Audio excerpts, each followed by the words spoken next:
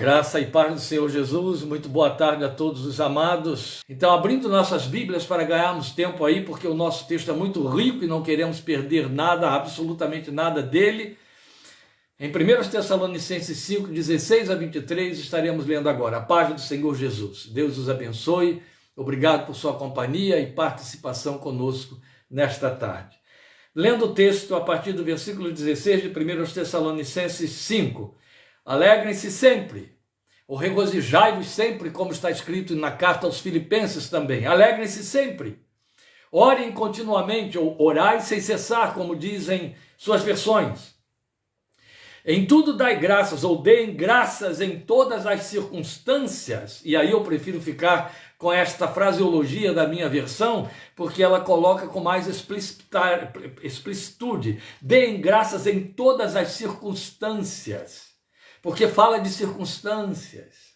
É isso que é importante. Quando você diz em tudo dai graças, fica vago demais. O tudo não generaliza muito. O tudo amplifica demais. O tudo perde significado. Mas quando tudo aponta, ou a tradução mostra aquilo que tudo aponta, circunstâncias, fica mais explícito, mais claro para nós, melhor definido. Deem graças em todas as circunstâncias, pois esta é a vontade de Deus para vocês em Cristo Jesus. Não apaguem o espírito, não tratem com desprezo as profecias, mas ponham à prova todas as coisas e fiquem com o que é bom. Retende o que é bom, é assim que você tem. Afastem-se de toda forma de mal, que o próprio Deus da paz os santifique inteiramente, que todo o espírito, a alma e o corpo de vocês sejam preservados irrepreensíveis na vinda de nosso Senhor Jesus Cristo. Nós vamos orar neste momento. E logo após a oração, nós já estaremos abordando esse nosso tema, as dinâmicas da adoração perfeita. Eu vou procurar ser fiel à proposta, dinâmicas. Mas há alguns detalhes que eu vou pensar antes de abordarmos as dinâmicas, para que a mensagem no seu todo fique mais clara para todos nós. Meu sincero desejo, meus amados, ao compartilhar esta palavra em Tessalonicenses a vocês, não é apenas termos a oportunidade de meditarmos em mais um texto da palavra de Deus, nunca foi esse o propósito das nossas lives, mas trazer material para a sua vida de fé, para a sua alma, para um reposicionamento espiritual, para uma revisão de forma literal da espiritualidade, para um reposicionamento em cima da perspectiva de Deus para a qual Ele nos tem chamado, ou seja, uma afinidade com a palavra revelada, com a resposta que ela espera de nós, porque a cada vez que a ouvimos, a nossa fé é trabalhada, isso nos compromete em dar a resposta. E como eu sei que não tenho diante de mim vidas vazias, não tenho diante de mim mentes carnais, do contrário não estariam aqui, como eu sei que tenho diante de mim vidas sedentas, vidas comprometidas, eu me sinto inteiramente à vontade, gratificado e estimulado a este momento de comunhão em que a palavra de Deus reina, em que ela é o núcleo, o fundamento e a razão do nosso discurso, do nosso encontro. Vamos falar com Deus nesse momento. Obrigado, Pai, por esse momento que se renova e esta oportunidade de abrirmos a Tua palavra diante dos olhos da nossa fé. Nela te achamos, nela te ouvimos.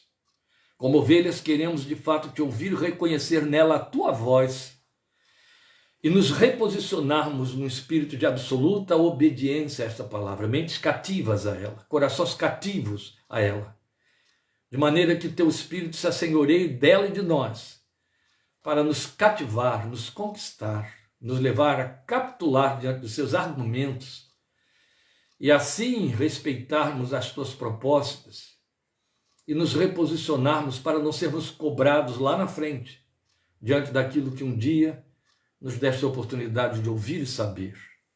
Conduze-nos neste tempo de meditação, Pai. Fala conosco e permite que esta palavra cale fundo em nossos corações e volte para Ti conforme Tua proposta santa, porque tu velas sobre esta palavra para cumprir, de maneira que ela não volte para ti vazia, mas antes cumpra aquilo para que a tens determinado, e cremos profundamente nesse momento profético de que abrimos uma palavra conforme o teu coração a decidiu para o nosso encontro esta tarde. Ela volte para ti levando os frutos que tu esperas, que é onde te glorificar, em nome, por amor e por meio de Cristo Jesus, o Senhor da nossa vida e autor da nossa fé. Nele oramos em ti, esperando com reverência e temor para o louvor de tua glória. Amém, amém. As dinâmicas da adoração perfeita. Parece um tema pomposo, parece um tema muito promitente, mas não é, ele é lógico em cima do texto. O que nós estamos querendo dizer aos irmãos é que esse texto, esta exortação final de Paulo na carta aos Tessalonicenses, final da primeira carta, ele é um texto de fechamento, ele tem a proposta de, por fim, depois de tudo que ele argumenta para esses crentes na carta, ensiná-los a uma adoração perfeita. Quando você lê, então eu disse que eu ia pensar algumas coisas antes da abordagem sobre as dinâmicas, e aqui vai a primeira. Quando você lê ele dizendo no finalzinho aí do versículo 18, pois esta é a vontade de Deus para vocês em Cristo Jesus, é importante demais que a gente saiba posicionar esta argumentação dele aqui dentro do texto. Quando você faz essa leitura em passant, parece que ele está dizendo que a vontade de Deus em Cristo Jesus para conosco é só o que ele disse no versículo 18, em tudo deem graças, ou deem graças em todas as circunstâncias. Não, esse é o cuidado que precisamos ter.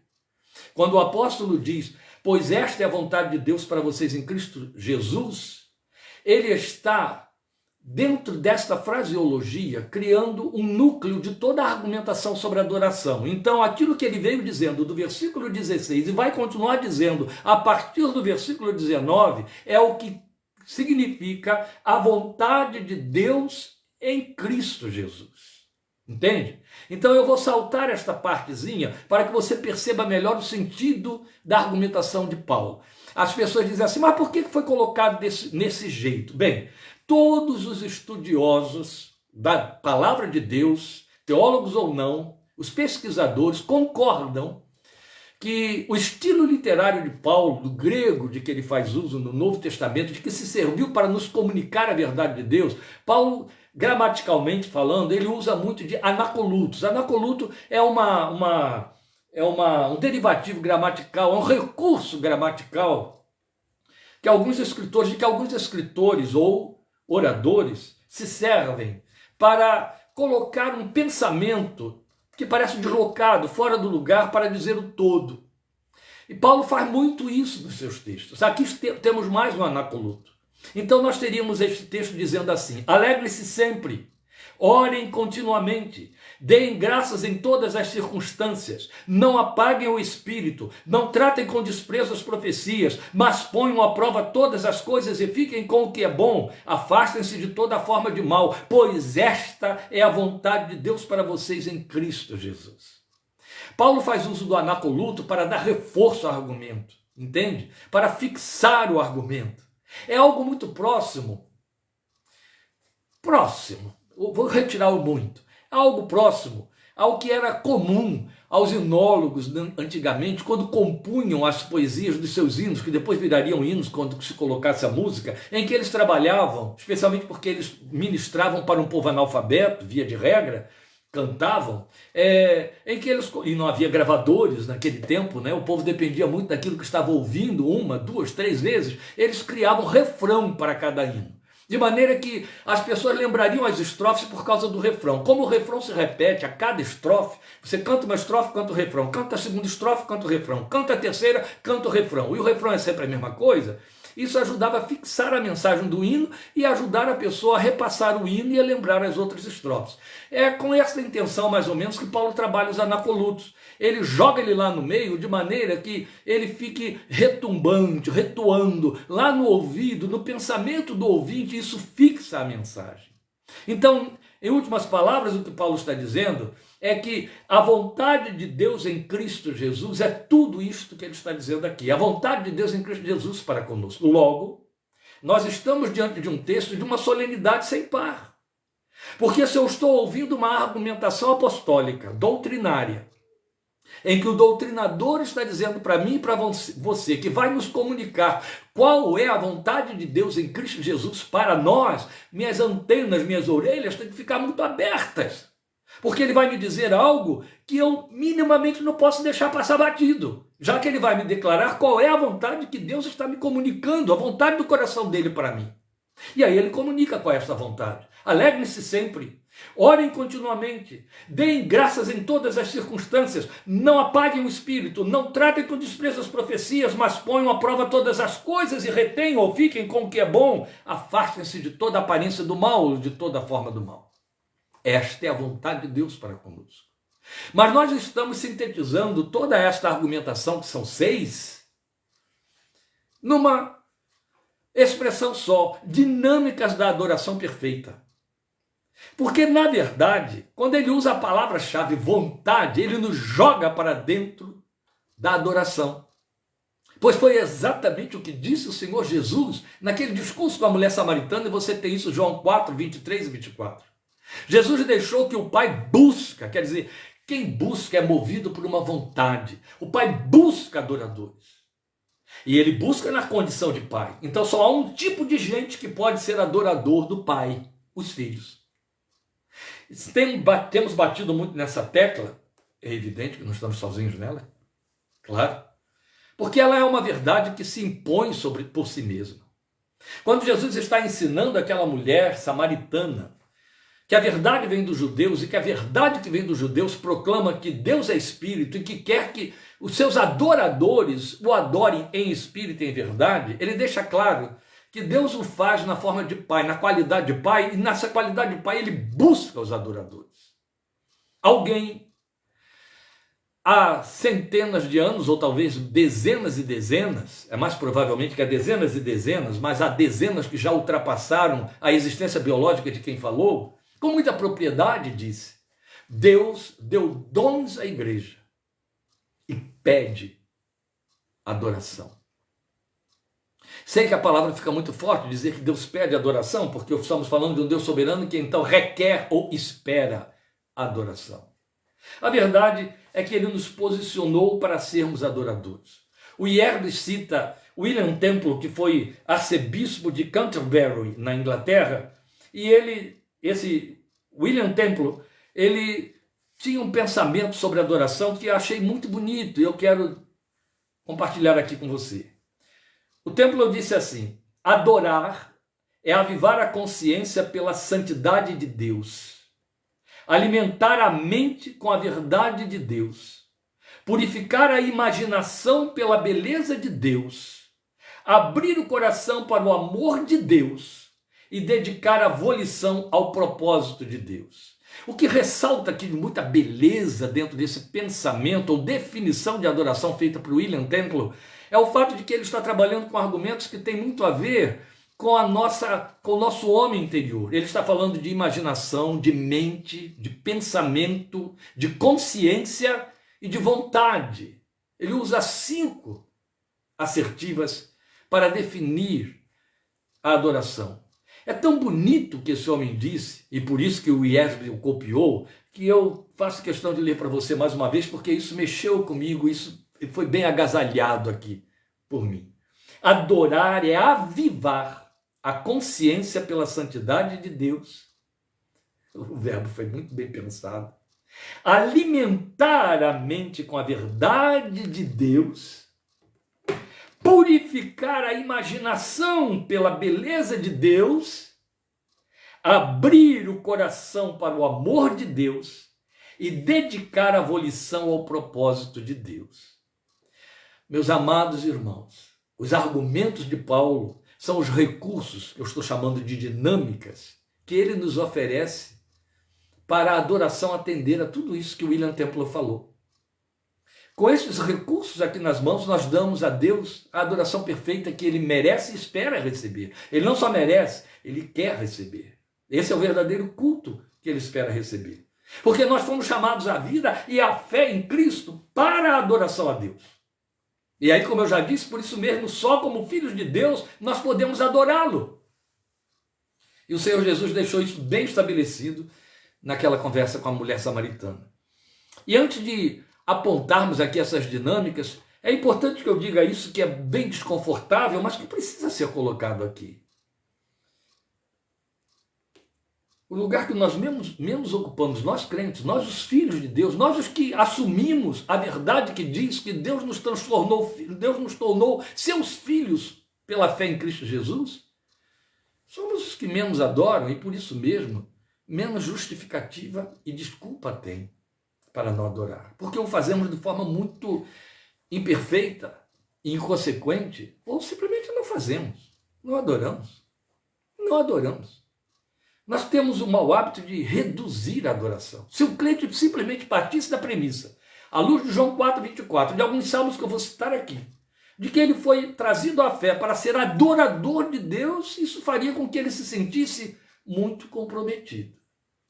Eu sei que é uma comparação muito grosseira e extremamente pobre, mas é a ilustração que me ocorre aqui. Imagine você ser contratado como um profissional que tem uma aptidão numa determinada área, por um empregador, um empresário que quer que você desenvolva aquela área na empresa dele, e você entra lá, devidamente contratado, com seu salário devidamente aprovado, estabelecido, e você se envolve com uma série de outras atividades que está vendo outros fazerem, menos a sua.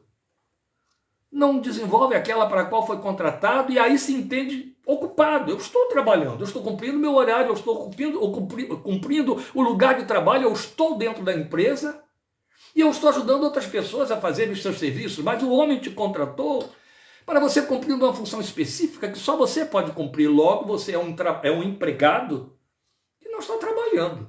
Você tem um emprego, mas não tem um trabalho. Mais ou menos funciona assim na cabeça do crente. Mas adorá-lo é o que Deus espera de mim e de você. No entanto, se nós reduzimos a vida espiritual à prática de só esperar de Deus, que é o que acontece como o comum da realidade da espiritualidade cristã evangélica, nós perdemos a posição para a qual Ele nos chamou. Totalmente. Nós falhamos nela. Nós ficamos omissos. Os salmistas estavam muito conscientes desse sagrado culto de vida. É a vida que adora. Ele é sagrado e ele é o mais exaltado meio de viver a vida no mundo. Eu vou ler alguns salmos, porque eu não quero gastar tempo com isso, mas eu preciso reforçar esse argumento com o que os salmistas pensavam, para que você sinta o peso dessa responsabilidade ou desta consciência. Se haviam homens com esta consciência, ela pesava sobre eles e eles a atendiam, o que diremos nós em cujo coração o Espírito Santo habita e que conhecemos a palavra completa, ela está pronta, entregue totalmente a nós?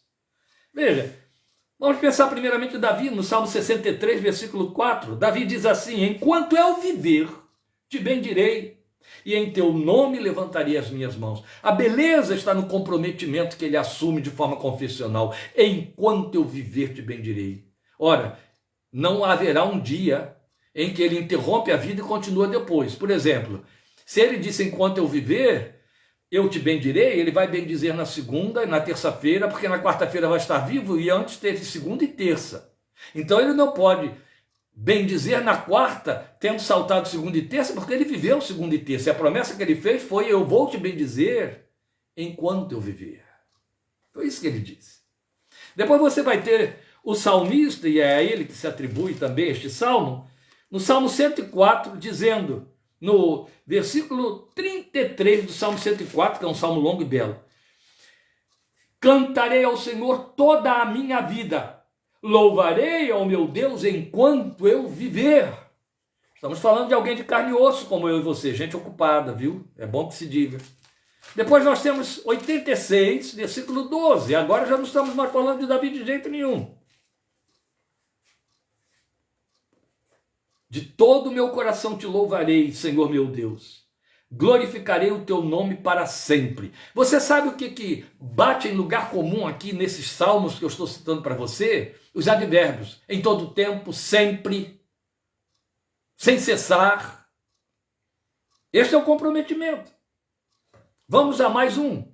116, versículo 2. Depois eu vou citar só mais um e encerrar para poder avançar. Ele inclinou seus ouvidos para mim, eu o invocarei toda a minha vida. Eu não tive tempo, nem tenho tempo, mas se você for dentro de cada um dos salmos que eu já citei aqui, você vai ver que ele está arranjando uma argumentação para o compromisso que ele assume de adorar de forma incessante. Então o que ele vai dizer aqui no versículo 2 de 116 é: porque ele inclinou os seus ouvidos para mim, eu o invocarei toda a minha vida. E aqui nós temos uma outra forma de adoração, que é o invocar a Deus. O invocar aqui não significa necessariamente pedir alguma coisa, viu? Porque é importante saber que uma das coisas que menos ocupa o lugar da adoração é a petição, viu? Ela tem outro escopo. É bom que você atente para isso. Depois no Salmo 146, 2, e aí eu encerro os Salmos, ele vai dizer: louvarei o Senhor por toda a minha vida, cantarei louvores ao meu Deus enquanto eu viver. Eu imagino esse salmista bem velhinho, a voz bastante deficiente, e ele cumprindo a promessa que assumiu: cantarei louvores, cantarei louvores. Eu imagino isso. Portanto, uma inquirição que deveria ocupar o nosso coração sempre, à luz destas coisas, seria: como eu posso e devo adorar o meu Deus segundo sua vontade? Se é segundo a sua vontade, não é segundo os meus critérios. Logo, como é adorar a Deus segundo a sua vontade? Esta é a proposta do nosso tema. Nós cometemos 2 erros básicos quanto ao lugar que nos foi dado como adoradores. São erros, queridos. Se são erros, precisam ser evitados ou abandonados. Nós reduzimos o ato de adorar a um lugar e hora de culto. Não é fácil, mas é o que acontece. E é um fato que você sabe muito bem. Sabe? Há pessoas que chegam mesmo a dizer, e elas estão tão bem ambientadas com esta argumentação: eu estou indo à igreja para adorar a Deus. Coitado de Deus. Essa pessoa, apesar de que Jesus ter dito lá para a mulher samaritana, com quem inauguramos tudo isso que está aqui, não há lugar e nem hora, ela está condicionada ao ato do culto. Ela precisa de um regente, que aí é o líder do louvor na igreja, o pastor, alguém que está lá à frente falando, que diga para ela: agora cante isso e cante desta maneira e vamos cantar juntos. Então ela depende de ir para um lugar e uma hora de culto onde ela entende que porque foi lá, ali ela está adorando a Deus, é um outro ledo engano. Agora, uma vez nesse ambiente, ainda o fazemos apenas coletivamente, isso resumido em louvor. Quando temos lá um pastor, um líder, um dirigente de culto muito inspirado que diz: agora, meu querido, minha querida irmã, aí onde você está, adore a Deus com suas próprias palavras, etc. Você ainda salva um pouco o expediente. Mas, via de regra, não é o que acontece. E o crente entende que o lugar de culto, a hora do culto, esse é o espaço que ele tem para adorar a Deus. A Bíblia não aponta nessa direção. Jesus fechou essa porta no início logo do seu ministério. Adorar é a essência da nova natureza que nos foi dada. É uma função movida pelo Espírito que habita em nós, mas ela passa por aprendizado. E porque ela passa por aprendizado, como todo aprendizado, ela cumpre uma prática.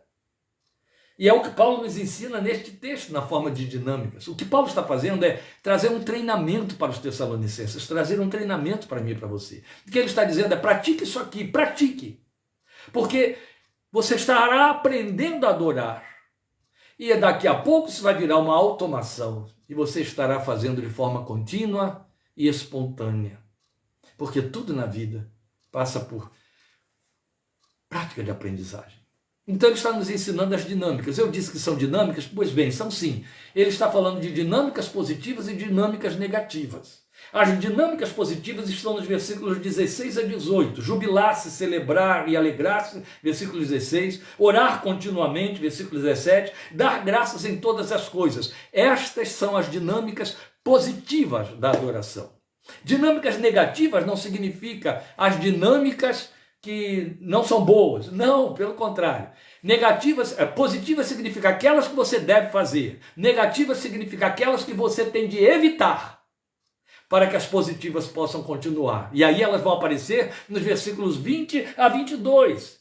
Por que elas são negativas? Porque ele começa já dizendo assim: não apaguem o espírito, não tratem com desprezo as profecias e afastem-se de toda forma de mal. Então são 3 positivas e 3 negativas. Essas são as dinâmicas da adoração. Cumprido isso que está aqui, você está oferecendo a Deus ou está pronto, apta para oferecer a Deus uma adoração perfeita. Então vamos pensar na dinâmica positiva, antes de mais nada. Primeiramente ele vai nos apresentar então essas, que são aquelas que nós devemos atender. Eu preciso assumir compromisso com elas. A beleza, a inspiração, a glória de revelação como palavra de Deus que isso traz para nós, está exatamente nessa distribuição que a sabedoria própria do Espírito Santo Paulo fez aqui para nós. Ele começa pela alegria. Ele começa pelo rejubilar-se, pelo alegrar-se, do versículo 16. Alegrem-se sempre. É bom a gente ressaltar aqui que ele está falando para um grupo de crentes que estavam sofrendo. Era um grupo de crentes que estava vivendo na pele o que ele viveu quando ele esteve em Filipos. Os crentes de Tessalônica estavam sofrendo da parte dos próprios crentes, dos cristãos, entre aspas, aquilo que Paulo havia sofrido em Filipos da parte dos judeus, os inimigos do caminho na época, os perseguidores. Então os tessalonicenses estavam sofrendo de forma semelhante, o pior, o escândalo dos escândalos, da parte de crentes judaizantes. Deve ter sido uma pancada na cabeça de Paulo ver esse tipo de coisa acontecendo com aqueles seus filhos na fé. E aí, por isso, a carta está tão cheia de elogios a eles, porque eles estavam se mantendo firmes a despeito de algo tão profundamente decepcionante. Quando estudarmos a carta aos Tessalonicenses, você vai ver as nuances disso e a profundidade disso, e vai entender muita coisa de muitos dos discursos de Paulo a seu próprio respeito. E essa gente, então, não tinha razão para estar se alegrando. No entanto, Paulo está dizendo para eles: alegrem-se e sempre. Alegrem-se sempre. É muito interessante. Então são diretrizes sabiamente distribuídas. Nenhuma das demais, ou seja, quando ele vai falar sobre orar sem cessar e dar graças por tudo, nenhuma delas vai ser verdadeira se não partir da primeira. Por quê? Porque dependemos do Espírito Santo para torná-la possível. E aqui temos um ponto sobre o qual nos deter. Sabe, meus queridos, que o Espírito de Deus se serve de nossos atos de culto, isso é fato. A graça de Deus se serve deles. A gente chama de graça objetiva. Se serve da palavra pregada, da oração que é feita, do aconselhamento que é dado, dos cânticos que são entoados. São as ferramentas da graça objetiva. Mas o Espírito de Deus, ele não depende delas para poder trabalhar o que é próprio da natureza dele. Quando a Bíblia fala que um dos frutos do Espírito é a alegria, isso vem logo depois do amor, mas o fruto do Espírito é amor, alegria, paz. Lembra? Vai nos falar daquilo que é inerente à natureza do Espírito de Deus. Qual é a primeira coisa que o Espírito Santo produz no coração do crente onde ele habita? Alegria. Quando a Bíblia quer nos mostrar que Jesus está cheio do Espírito, diz que ele exultou no Espírito. Quando a Bíblia quer falar dos crentes cheios de entusiasmo, rejubilando, ou com ousadia pregando a palavra, diz que eles estão cheios do Espírito. Quando Paulo nos diz para nos enchermos do Espírito, em Efésios 5,18, ele vai mostrando logo as redundâncias disso, começando a falar, cantando entre vós, salmodiando a Deus, entende? Há uma ligação direta, imprescindível, essencial entre o Espírito Santo e a alegria, entre o Espírito Santo que ele produz. Quando o Espírito Santo enche o coração do crente, a primeira coisa que provoca nele é alegria. Por uma razão pura e simples, uma lógica bíblica. O Salmo 16 diz que na presença do Senhor há abundância de alegria. O que o Espírito de Deus enchendo o coração de um crente faz é pô-lo na presença de Deus. Que interessante, que na presença de Deus há abundância de alegria. A única coisa diferente disso é a tristeza que o Espírito opera em você para produzir arrependimento. Mas a natureza dele dentro de você é alegrar-se. E Jesus disse isso, ele me glorificará, porque essas duas coisas estão independentes, interdependentes, é muito bonito. O Espírito dentro de você dá glória, Deus glorifica a Deus. Ninguém glorifica por tristeza, mas glorifica por admiração, por entusiasmo. Tem a ver com a alegria. A porta de entrada é a alegria. Mas a verdadeira alegria, aquela que não é euforia, não é um entusiasmo de um momento, não é um sacudir por conta de umas batidas, ela é produzida no interior do crente pelo Espírito que nele habita. Então o que Paulo está dizendo é: alegrem-se sempre. Esse alegrar tem o sentido de celebrar, jubilar-se. É algo que vai além de circunstâncias. Como eu disse, não se trata de euforia. Na euforia, a perda de bom senso e de equilíbrio. Os próprios entusiasmos, as próprias alegrias, quando há extrapolações de sentimentos por uma efusão do espírito, elas trazem uma baixa de bom senso. E as pessoas, inclusive, caem no ridículo a maioria das vezes. Mas a alegria, fruto do espírito, é um estado de esperança e de certeza. É a capacidade de enxergar compensações.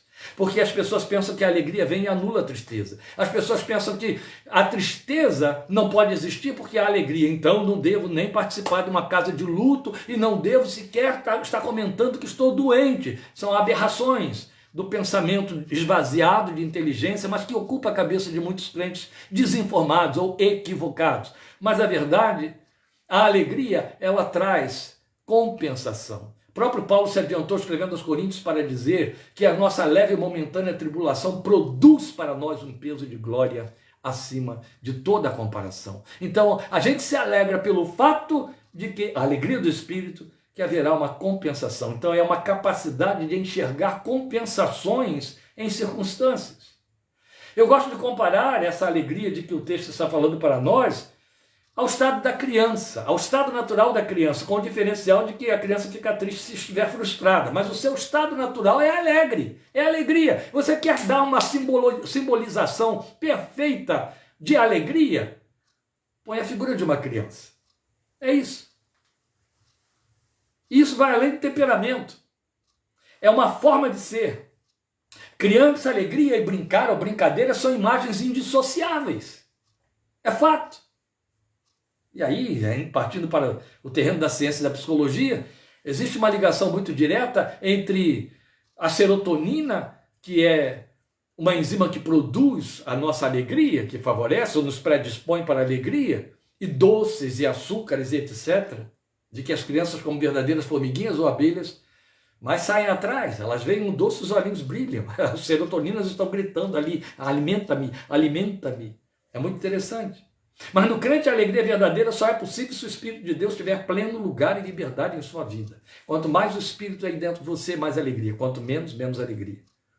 E a alegria, ela tem o poder de compensar ou de capacitar para vencer os impedimentos, para mover e avançar em direção a produzir, a trabalhar. Foi isso que disse Esdras, está escrito em Neemias 3,10, a alegria do Senhor é a vossa força, falando para o povo que estava desestimulando quanto à reconstrução dos muros de Jerusalém. Então ele pega e diz: gente, celebrem, cantem, adorem a Deus, porque a alegria do Senhor é a vossa força, vai renovar o ânimo, vocês vão ter melhor disposição para trabalhar. É fato, a nossa bioquímica já se explica.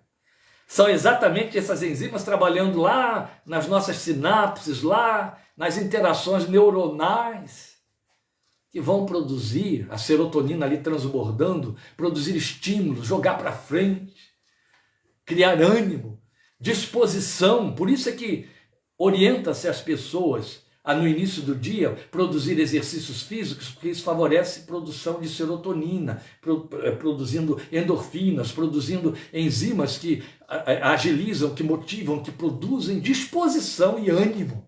Isso também vai entrando por outros terrenos, que não é o nosso caso agora.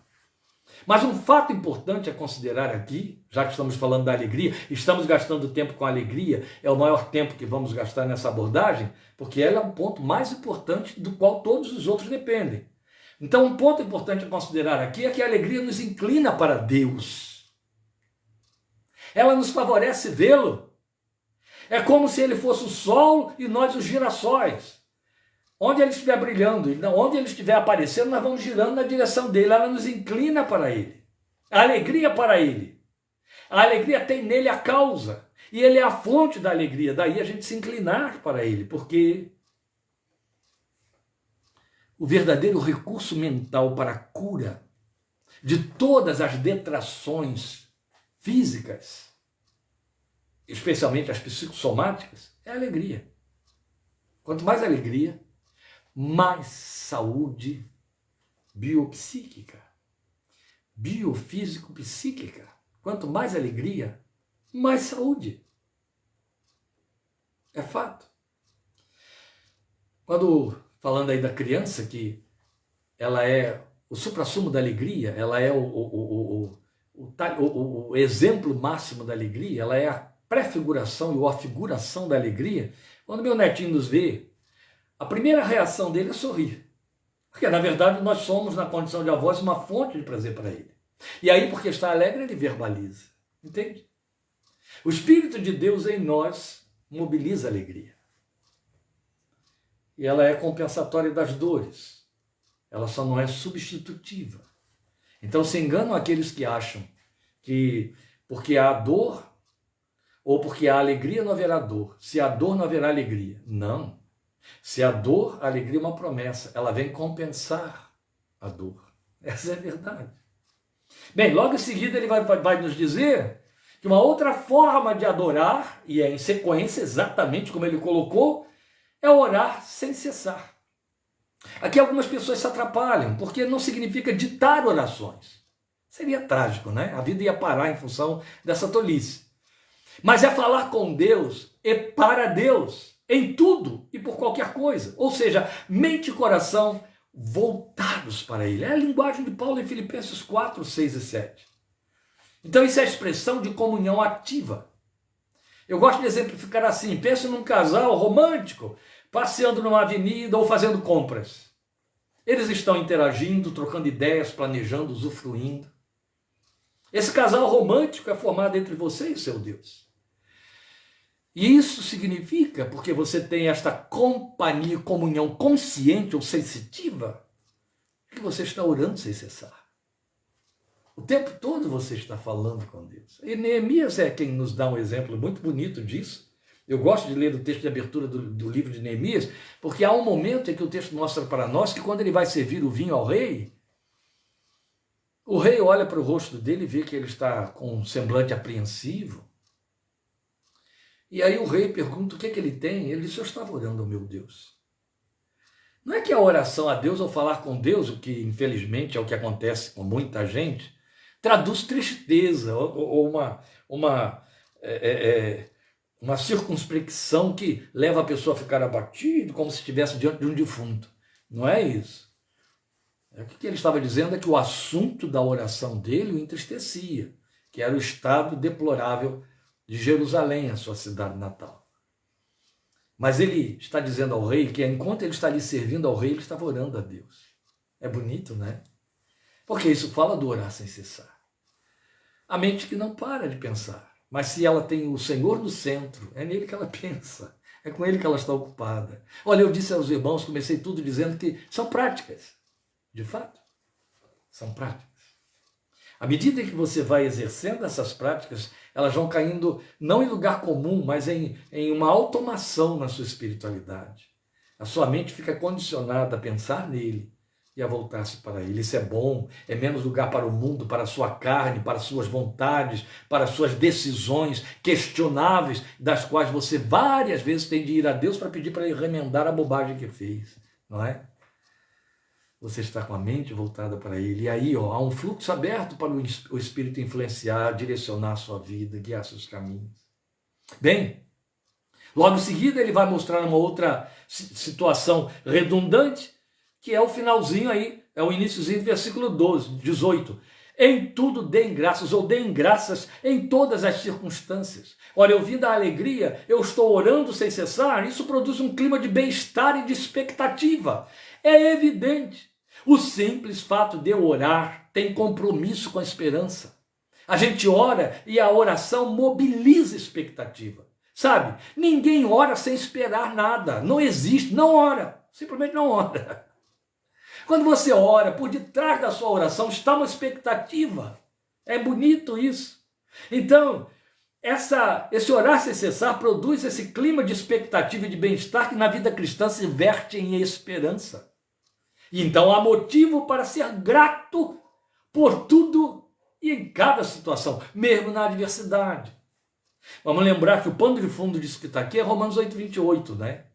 Que Deus opera para o bem daqueles que o amam em todas as coisas. Então a motivação impulsionadora da gratidão de uma pessoa para outra é a consciência de não merecimento algum. Por que eu sou grato a alguém? Quando é que eu expresso, ou sinto e verbalizo, ou reajo com gratidão? Quando eu fui favorecido. Quando eu sei que a pessoa é pró-mim. Quando eu sei que o outro fez algo que eu precisei e não merecia, ou nem precisei, mas recebi a si mesmo, e ele o fez por espontaneidade, voluntariamente, desejou fazer. Gratidão. A gratidão pressupõe sempre isso o tempo todo. A gratidão a alguém porque eu sei que ou não precisava, ou não devia, ou não merecia receber o que o outro fez. Ou se precisava, eu não esperava que o outro fizesse. Ou se precisava, o outro não tinha compromisso algum em fazer, mas fez. Isso minimamente me move a ser grato. Logo, qualquer favor é demais e bem-vindo. E se não houver o favor, ainda eu vou encontrar gratidão latente por conta dos efeitos passados. Agora eu estou falando da nossa relação com Deus. E aí quando você pensa em graça, não é? Quem é que merece a graça? Se você merece a graça, já não é mais graça. Paulo diz isso. A graça só existe porque você não a merece. E aí ela te alcança. Por isso ela é graça. E minimamente isso tem de mobilizar gratidão. Mas aqui nós temos um ponto que nos compromete de forma séria, amados. Se eu malbarateio a graça, se eu permito que a revelação da graça e a experiência da graça e com a graça caia no lugar em que eu entendo que a graça é cumprimento ou realização de um dever de Deus, dever divino para comigo, o humano pecador, eu já amaldiçoei a graça, eu já malbaratei a graça, eu já perdi todo o significado da graça, eu já desfiz a graça, eu já caí da graça, como Paulo diz aos Gálatas. Isso é muito sério. Mas quando eu mantenho a graça no lugar que lhe cabe, ela é o favor de Deus que eu não mereço em nenhum momento e nunca vou merecer. Por mais que ela me enche, por mais que eu seja impregnado do seu Espírito, da sua palavra, por mais que eu cresça em graça, glória e no Espírito de Deus, nunca merecerei a graça de Deus. Nunca. A graça é a própria natureza de Deus aberta a meu favor. Então isso minimamente tem de gerar dentro de mim gratidão. Gratidão. E vamos lembrar que tudo isso que estamos considerando aqui está preso naquela fraseologia. Esta é a vontade de Deus em Cristo Jesus para convosco. Se é vontade, existe uma relação direta entre vontade e cumprimento. Se existe uma vontade e eu a cumpro, o verbo que conjuga isso se chama obedecer. Se existe uma vontade e eu não a cumpro, o verbo que conjuga isso se chama desobedecer. Amados, impõe-se sobre nós que sejamos gratos em todas as coisas. Agora, ser grato em todas as coisas não é sacrifício. Ser grato em todas as coisas é ser consciente de não merecer nem o bem nem o mal. E nós sempre decidimos que não merecemos o mal. E automaticamente, outro tanto, isso já estabelece que estamos recebendo por mérito algum bem. Isso nunca vai existir em nossa relação com Deus. Não. A vida, o ser chamado à existência, já é o mais solene mistério que deveria estabelecer em mim e em você gratidão. Eu tenho espaço aqui no meu quintal para contemplar aves de várias espécies, matizes com suas cores, variedades nos seus cânticos e tamanhos. É evidente que eles ocupam espaço aqui, o meu espaço. Primeiro que a gente os provoca colocando nossas frutas aí à disposição e tem aquelas que eles vêm sem convite e as destroem no pé antes da gente pegá-las. Também, eles são muito abusados. Então eles vêm aqui para o quintal todos os dias, o tempo todo. Às 4h25 da manhã, os que estão ali nas árvores junto ao meu quarto me acordam. Às 4h25 todos os dias, com seus pipilares, todos os dias, já sei, são pontuais, mas uma pontualidade espantosa. Eu já parei de consultar o relógio porque já virou padrão. É igual a cuco de relógio de parede. 4h25 ele toca. E é isso que acontece com os nossos passarinhos ali. Eu os contemplo. Eu fico vendo como esses serizinhos que Jesus nos mandou contemplar, irracionais, sem pensamento, sem capacidade de decidir coisas ou defini-las com lógica, como eles são felizes, como eles são leves, livres, como se acostumam com coisas com as quais não se deve acostumar porque elas são uma ameaça em si mesmas. Eles vivem. Eles cantam porque o dia está raiando. Eles cantam porque eles podem voar, eles cantam porque há comida, eles cantam porque há companheiros, eles cantam porque há ninho. Eles cantam. São seres irracionais. Jesus disse, olha para eles. Eu fico pensando no fato de que eles não têm a quem adorar, mas cantam.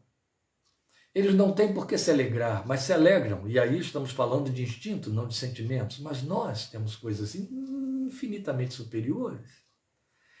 E temos uma mente com entendimento espiritual para perceber que o que recebemos não merecemos. E por mínimo que seja, é recebimento. É de lá que vem. Ele nos deu vida. Então, em resumo, eu fico contemplando os passarinhos do meu quintal e pensando no fato de que eles vivem a vida, eles se alegram com o fato de estarem vivos. E a gente vê pessoas ou militando contra a própria vida, sua ou dos outros, diminuindo a vida dos outros,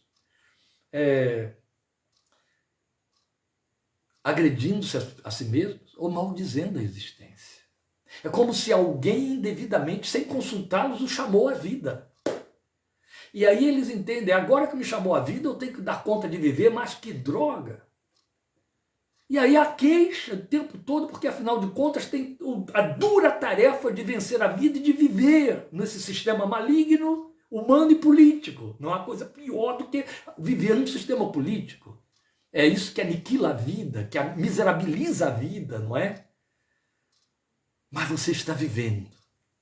Você está tendo a experiência mais sublime e mais solene que existe. O crente, a partir do momento em que ele crê em Jesus, ele entra num compromisso de eternidade que vai se manifestar no seu corpo, porque um dia ele vai voltar ao seu corpo pela ressurreição, porque Deus lhe deu uma vida infinita.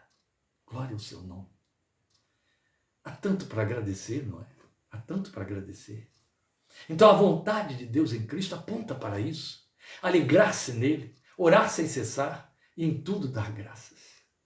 Alegrai-vos sempre, orem sem cessar e em tudo ou em todas as circunstâncias deem graças. Os advérbios estão aí. É sem cessar, sem interrupção. É como respirar.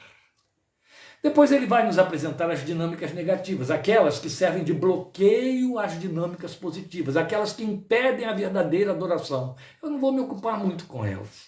Quero só citá-las.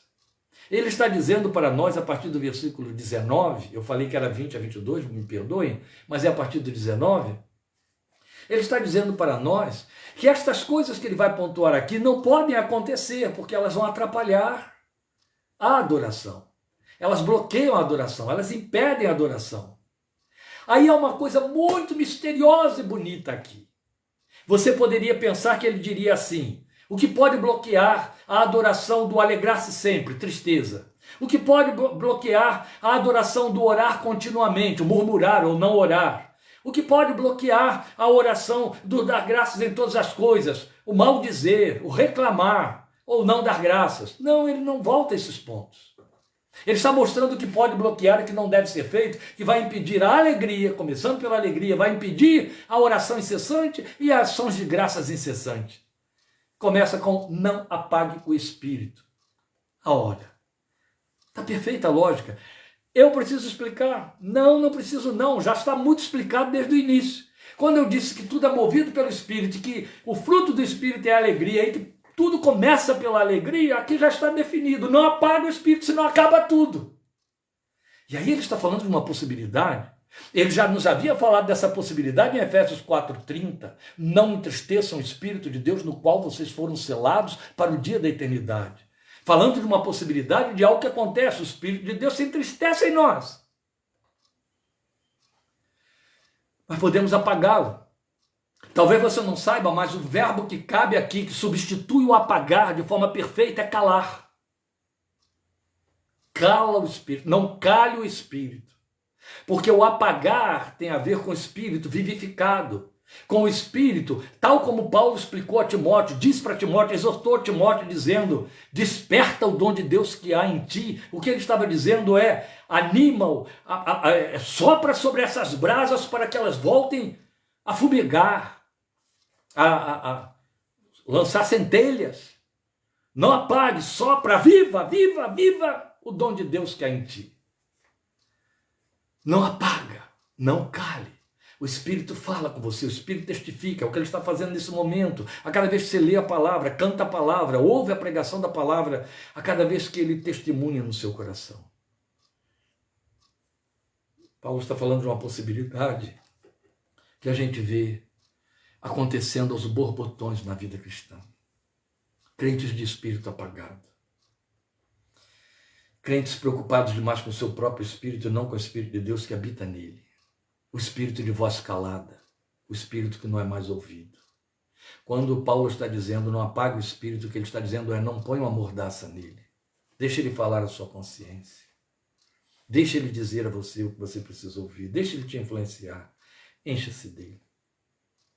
E aí as outras duas coisas também são decorrentes. Quando ele vai dizer não desprezem as profecias, é bom que a gente esclareça aqui que ele está falando de um tempo em que as escrituras ainda não estavam formadas na mão do povo.